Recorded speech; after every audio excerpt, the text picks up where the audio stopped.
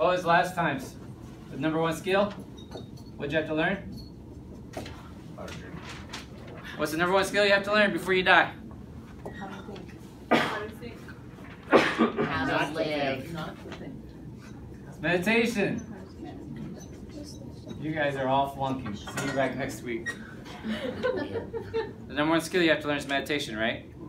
Because the problem is you think, and there's too much clutter inside your head. You gotta stop the clutter. And that skill is through meditation. That's how you find all the answers that come to you. What to do next. You wake up, realize your husband really is an ass. He really is abusive. And then what to do next, right? The number one skill. Okay? Now this becomes important. We're gonna go back and talk about some physics. And as a disclaimer, I'm not a physicist. So this is a very rudimentary understanding. But we're going to talk about physics real quick. So who remembers the atom? Remember back to chemistry, the atom? Yeah. What's this in the middle? Nucleus. And what's out here? Electrons. Electron. Good job, Dennis. Y'all remember this? Yes, from chemistry? So what is this atom right here? One electron, one proton. Hydrogen. This is hydrogen. Okay? This is a hydrogen atom. Okay? The smallest element on the periodic table. Sound familiar? So here's the question.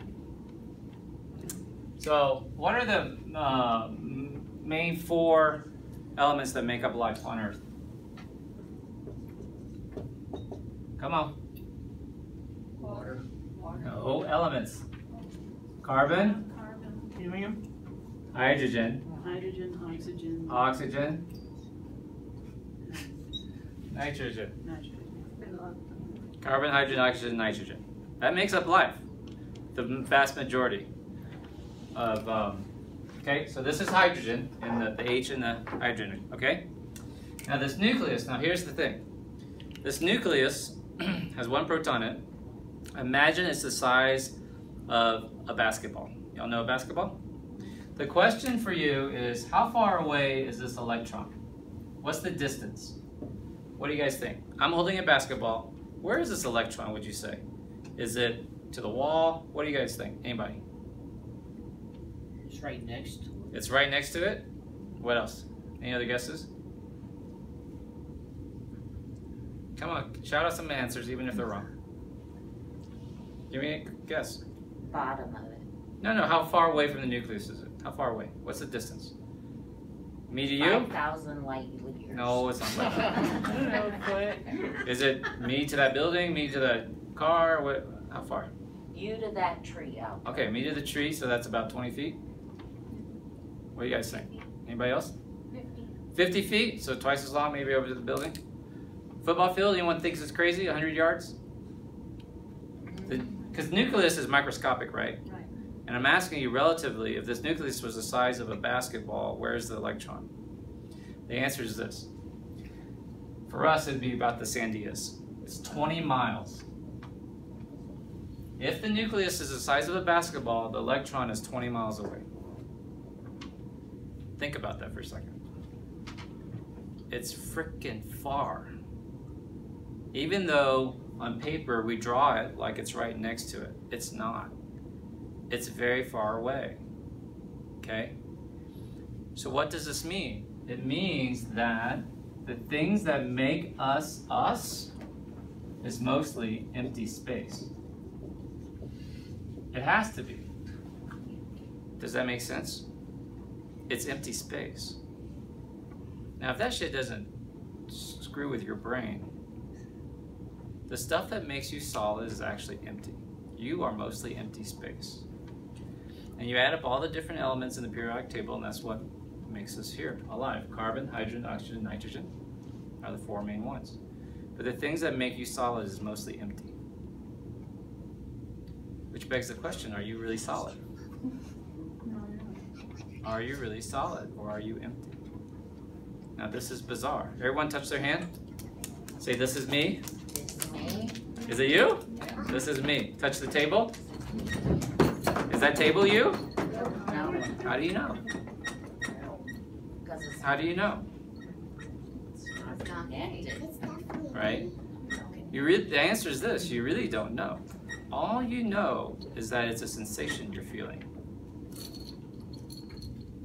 From your fingertips, down your nerves, to your brain, all it is a sensation. Bizarre, right? But whatever makes up that table is also mostly empty space. It's not even a solid table. Okay? Now, along comes quantum physics. All right? And quantum physics says there is no electron traveling in a circle around the nucleus. That model is not accurate. What quantum physics says is that this electron is anywhere in a field of possibilities. So it's a field of possibilities. By this, it means the electron is not there until you try to look at it. And once you look at it, it pops into being. It appears. Now where it appears is determined by this field of possibilities. Where is it most likely going to be versus where it's unlikely to be. And it doesn't show up till you try to look at it, till you try to measure it. Which then really jacks with you. Well, what happens if you're not looking at it? Where does it go? Hey, if you're not looking at that table, is it there? Yeah. Think about that for a second. There. Is it there? How do you know? Is that mountain really there? Okay? So the point is this, is that we basically, in quantum physics, have gotten everything down to a field of possibility. Okay? So this is really important. And how they measure this is in a waveform. This possibility is called a waveform. It's often represented like this, right? Also known as a vibration, right? So you've heard me talk about money being energy form, vibration form. You need to vibrate higher. So we're basically just a bunch of molecules set on vibration. The only question is how fast are you going to vibrate? How high of an energy are you going to attract? What are you willing to open up your mind to? I mean, before you came in here, you thought you were solid. And I'm telling you, you're not even solid. You're just buzzing possibility. Does that make sense what I'm saying? So this is not a religious talk, but think about this for a second, right? According to the Bible, I don't really care what you believe in. You can believe in Big Bang or whatever. At some point, there had to be light. The good book says there was light. Big Bang says there was an explosion. Okay? Let's talk about it in terms of the Big Bang. Now, the way the Big Bang happens is they measured the cosmos and they know that it's going away from us. If it's going away from us, that means at some point it was closer to us. Is that true? So if it was closer to us, then you can back it up, back it up, back it up, back it up. And what you realize is the universe at some point, long time ago, was just a minuscule point, and eventually it had to be nothing. Our mathematics breaks down at that point. We don't really understand. But anyway, so take that aside. There was nothing, and then there was something. There was everything, yes? Now, as far as we know, they're not making more Big Bangs, are they? As far as we know. There was one Big Bang. Yes? There was one good book that said, let there be light. There hasn't been more let there be lights, have there? Just one, yes? Yeah.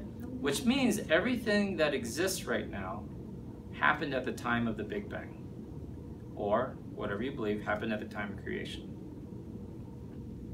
Everything that exists right now has always existed in the universe. They're not making new hydrogen, new oxygen. There is no new carbon. Which means what? You guys, all of you, 100 years from now, you're going to be topsoil. You're going to get recycled into this earth. There's nothing new. Okay? Energy cannot be created or destroyed. So your grandmother is that tree that she's buried under. Be careful when you step on a bug. Could be your great-great-grandfather. Now we make the mistake, we think this, have you ever had this experience? You drive down the highway and you look over and suddenly they built like a new hotel. It's like wood hotel, like it's boop. And you're like, honey, how long have they been working on that hotel? It just popped up overnight. Have you had this experience? And then a month later, it's all pretty. Concrete, stones, roof. You've seen this, right?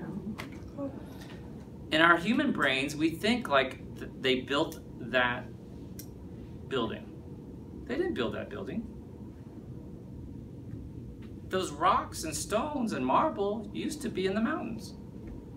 You just put them together. The steel beams, the iron ore used to be in the ground. They dug it up, melted it down. It's just been placed in a different form because the universe is not making more iron, not making more concrete. Does that make sense what I'm saying? So, everything, now write this down now, everything that exists today has always existed, which means what? Everything that exists in the future already exists today.